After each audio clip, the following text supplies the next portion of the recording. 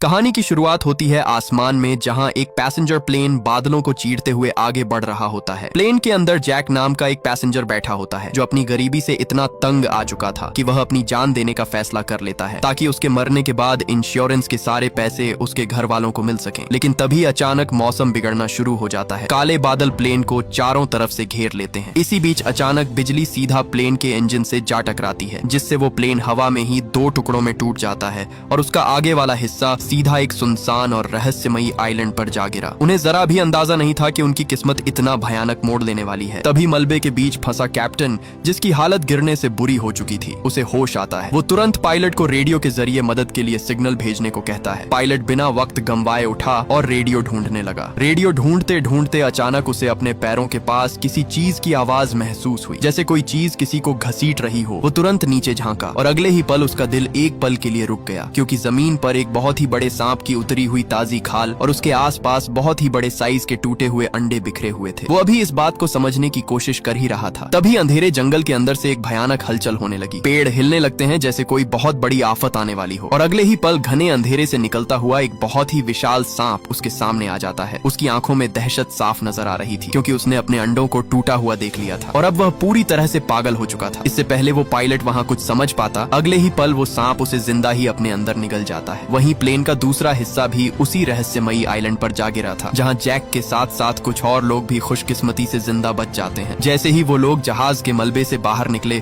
तब उनके रोंगटे खड़े हो गए, क्योंकि जिस आइलैंड पर वो गिरे हैं वो कोई आम आइलैंड नहीं था। यहाँ के सब पेड़ पौधे अजीब और डरावने थे, जो उन सब लोगों को देखकर जिंदा हरकत में आ जाते हैं। ये देखकर उन्हें वहाँ कुछ भी समझ नहीं आता। वो वहाँ से बाहर निकलने का फैसला करते हैं। इसी दौरान जैक को एक लड़की दिखाई दी, जिसका दोस्त जहाज के मलबे में फंसा हुआ था। वो लड़की उसे बाहर निकालने में लगी थी। ऊपर एक लोहे का टुकड़ा उनके ऊपर गिरने ही वाला था। तभी मौके पर जैक भागता हुआ आकर उनकी जान बचा लेता है। वहाँ बचे सब लोग रेस्क्यू टीम से मदद मांगने की कोशिश करते हैं, लेकिन उनकी ये कोशिश बेकार जाती है, क्योंकि उस रहस्यमयी जंगल में सिग्नल का नामो निशान तक न था, जिसे देखकर सब लोगों के अंदर डर बैठ जाता है। अब उन्हें लगा कि उनकी मौत यहाँ पक्की है। इसी दौरान एक आदमी टिम आता है। वो उन सब से कहता है कि अगर वो सब यहाँ रुके रहे तो उनकी जान नहीं बच पाएगी, क्योंकि ये विशाल पेड़ पौधे हमें कभी भी मार सकते हैं। हमें किसी भी तरह करके प्लेन का अगले वाला हिस्सा ढूंढना होगा, ताकि हम रेडियो से रेस्क्यू टीम को यहाँ बुला सकें। तभी उस आदमी ने खाने के लिए एक फल उठाया। जैसे ही वो उस फल को खाने लगा, अचानक वो फल एक बॉम्ब की तरह फट गया। उस फल के अंदर से निकला हुआ जहरीला एसिड उस आदमी के चेहरे पर जा लगा, जिससे उसकी वहीं पर मौत हो जाती है। उस आदमी को तड़प कर मरता हुआ देखकर सबके होश ही उड़ गए। लेकिन इसी दौरान एक आदमी सबको हिम्मत देते हुए कहता है कि हम यहाँ से बाहर जा सकते हैं, क्योंकि दूर ही एक पहाड़ी है, वहाँ से धुआं उठता हुआ दिखाई दे रहा है। हो ना हो प्लेन का अगले वाला हिस्सा उस पहाड़ी के आसपास ही गिरा होगा, इसलिए हमें किसी भी तरह करके वहाँ पर पहुँचना होगा। ये सब कहकर जैसे ही वो आदमी आगे बढ़ा, तभी अचानक एक राक्षस पौधा उसे अपने अंदर जिंदा ही निगल गया। ये देखकर उन सबकी रूह कांप उठी। उस आदमी की हड्डियों के टूटने की आवाज ने सबका कलेजा चीर डाला। सबको समझ आ चुका था कि अगर वो यहाँ रुके तो वो राक्षस पौधे उन्हें जिंदा खा जाएंगे। दहशत ऐसी फैली कि सब लोग अपनी जान बचाने के लिए अंधाधुन भागने लगे। वो सब अंधे की तरह खौफ में इधर उधर भाग रहे होते हैं, लेकिन भगदड़ में कई मासूम लोग उन्हीं राक्षस पौधों का निवाला बनते जा रहे थे। एक के बाद एक सब लोगों को वो खौफनाक पौधे अपने अंदर निगलते जाते हैं। इसी भगदड़ के बीच जैक नीचे गिर गया और उसे अपने सामने वही इंश्योरेंस का पेपर मिल जाता है। इसी दौरान उसके सामने उसकी मौत आ चुकी थी। अब वो सोचता है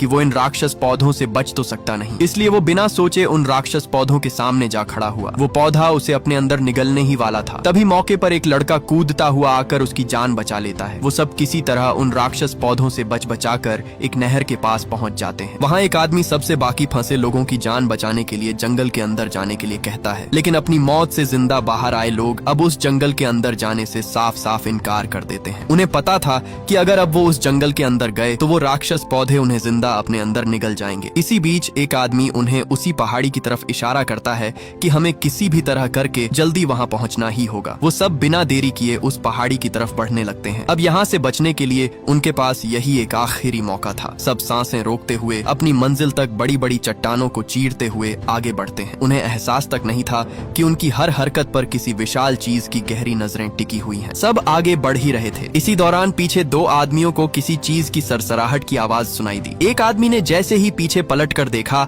अचानक किसी चीज ने हमला करके उसे एक ही झटके में गायब कर दिया। दूसरे आदमी ने जब उसे वहाँ से गायब देखा, तब वो दौड़ता हुआ बाकी साथियों को बताने लगा, लेकिन किसी को भी उसकी बात पर यकीन नहीं हो रहा था। इसी बीच एक आदमी कहने लगा कि मैं जानता हूँ वो आदमी कहाँ है, लेकिन इससे पहले वो बता पाता तभी अचानक उसी चीज ने उस पर झपट्टा मारा और घसीटते हुए सीधा उसे अपने अंदर निगल गई। तब हमें पता चलता है कि जो सबको अपने अंदर निगलती जा रही थी वो कोई और नहीं बल्कि एक बहुत ही बड़ी लिजर्ड थी, जिसे देखकर सबके वहाँ रोंगटे खड़े हो गए। वो मॉन्स्टर उन पर हमला करती है, लेकिन सब जैसे तैसे करके अपनी जान बचाकर वहाँ से उल्टे पैर भागने लगते हैं। लेकिन अब वो सब पूरी तरह फंस चुके थे, क्योंकि वो सारा इलाका ही उन मॉन्स्टर लिजर्ड का था। वहाँ 2-3 लिजर्ड नहीं बल्कि उनका पूरा का पूरा झुंड था। वो सब भाग ही रहे थे। तभी पीछे से उसी लिजर्ड ने एक लड़की पर हमला कर दिया और उसे अपने अंदर खींचने लगा। इससे पहले कि वो उसे निगलता, मौके पर जैक ने उसे कसकर पकड़ लिया और किसी तरह करके उस मॉन्स्टर के मुंह में जाने से बचा लिया। लेकिन इसी बीच वो मॉन्स्टर उस पर टूट पड़ा और उसे दबोच लिया। वो मॉन्स्टर उसे अपने अंदर निगलने की कोशिश कर ही रहा था, तभी ऊपर से दूसरा साथी भी आ टपका। अब एक नहीं 2-2 मॉन्स्टर उसे अपने अंदर निगलने लगे। लेकिन इससे पहले कि वो उसे निगलते, अचानक ऊपर से एक मोटा आदमी कूदता हुआ उसके ऊपर आ गिरा। खुशकिस्मती से उस मोटे की वजह से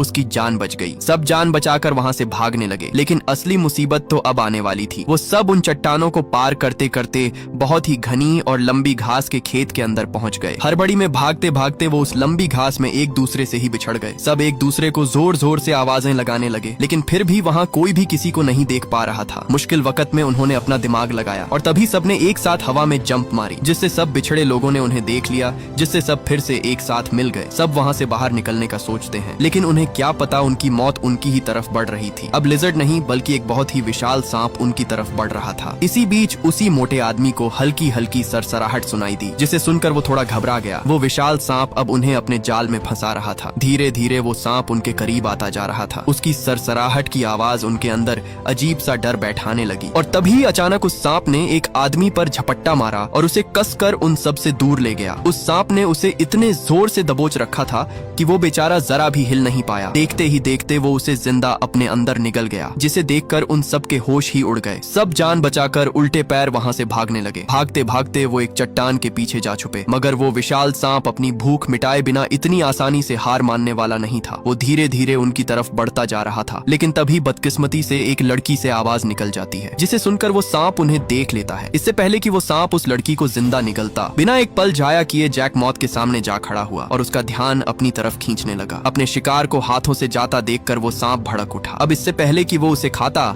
मौके पर उसी मोटे आदमी ने वही जहरीला फल उठाकर सीधा दूसरे फल से जा मारा। जैसे ही वो फल दूसरे फल से टकराया, टकराते ही एक के बाद एक सब फल फटते गए और वो सारा जहरीला लिक्विड निकलकर सीधा उस सांप की खाल पर जा गिरा। लिक्विड इतना जहरीला था कि दर्द की शिद्दत से वो सांप बुरी तरह तड़पने लगा और आखिरकार उस तड़प की वजह से अपनी जान बचाने के लिए उसे वहाँ से दुम दबाकर भागना ही पड़ा। सबको अब तक बाहर निकलने का रास्ता नहीं मिला था। रात का अंधेरा भी हर तरफ फैल चुका था। खौफ और अंधेरी रात में बचे खुचे लोग पनाह लेने के लिए वहीं एक छोटी सी गुफा में छुप गए। गुफा के अंदर घना अंधेरा होने की वजह से एक बूढ़ा आदमी 2 पत्थरों को आपस में रगड़कर आग जलाने की कोशिश करता है, लेकिन उसकी कोशिश बेकार जाती है और आग जलने का नाम ही नहीं लेती। तभी उस आदमी की नजर जैक के गले में लगे लॉकेट पर पड़ती है, इसलिए वो आदमी उससे उसका लॉकेट मांगता है। उस लॉकेट को कई देर तक रगड़ने के बाद आखिरकार उसने आग जला ही ली। आग के गिर्द बैठे बचे खुचे लोग एक दूसरे को सहारा देने लगे, लेकिन सबके अंदर सिर्फ एक ही डर था कि अगर वो बाहर गए तो बाहर घूमते दानव उन्हें जिंदा नहीं छोड़ेंगे। लेकिन सच तो ये था